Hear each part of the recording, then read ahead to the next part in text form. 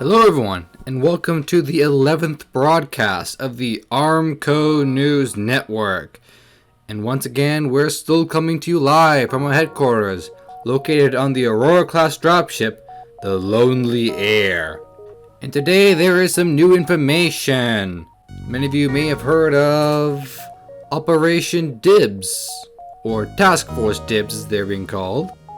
We'll be getting into that shortly, but many of you may be wondering, where exactly are we, as we're clearly not in the fleet?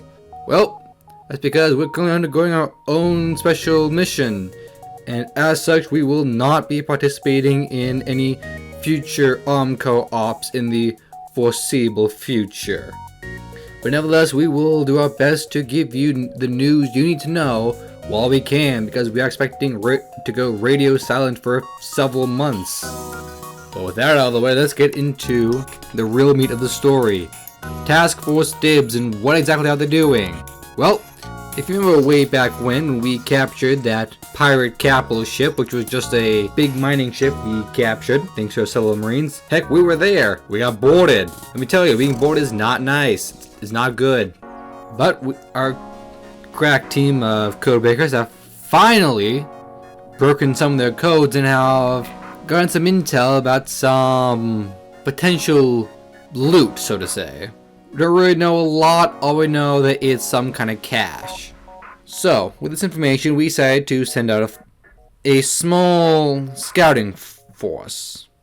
This is partially in order to, one, test some of the new orbital mechanics as have been talked about in the past, mainly because most of our orbitals tend to be, rickety old retrofit capital ships, or in our case, a drop ship.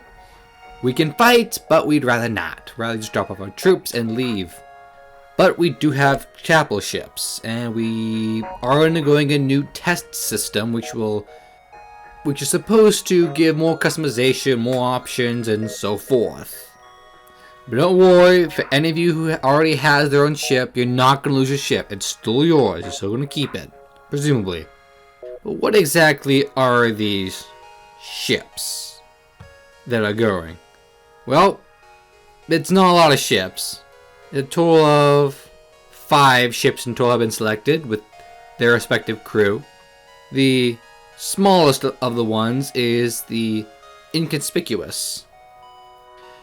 It's a relatively small ship, a former tug, but it has been heavily retrofitted to be a full-on gunship. As you can see, we are of course providing whatever intelligence we have been given from the fleet. As such, this is the overall layout. They are mostly kitted out for combat with their HMGs and main battle cannon. Secondly, we have the Celestial Hammer, which seems to be largely loaded up with LRMs, and it's intended to be a support ship. And it also does have a single cannon in the front. Backing up Hammer is the Ragtime Shuttle. This is more of a support ship. It does have VTOLs. It can carry infantry, medical bay, has a repair arm to fix everything, and of course repair parts and everything. With the Ragtime looking like it'll be an excellent support ship for the fleet. The Ranger, on the other hand, is also more of a support ship, but not in the medical sense. This is more of an infantry carrier. It also has breach pods and a probe, so it can potentially scout out areas by launching probes or keeping an eye on areas, maybe even gathering information, with the breacher pod obviously being used for intense boarding operations. And then finally there is the new Prosperity. This is the largest capital ship that is going on, which will act as the flagship and hub this area. Has comm area, has heavy cranes, repair arms, PDLs, I think it was a point defenses. This is largely, and it of course does have its own hangar bay. We don't know who exactly has been assigned to this, but overall we are hoping that they're doing well. There's have several open areas, so depending on what they gather, they may end up bolting some more stuff on because they have the space. And it's like they also do have LRMs and probes. And of course they also do have an engineering lab, which will be useful.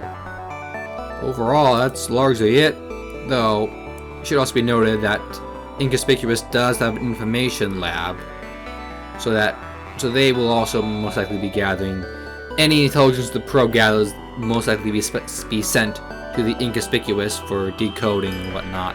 Their overall route is pretty simple. They're heading out from Lucian, which, as you know, many of the capital ships who were not assigned to Titan in either an escort or cargo role were left on Lucian, along with many of our other higher end units like our super heavy tanks and power armor, because they're still paying us for garrison duty. And sucks to be on that dust bowl, but hey, it does bring in the money. According to what we have been given from High Command, Task Force Dibs will be heading to J.P.221-32.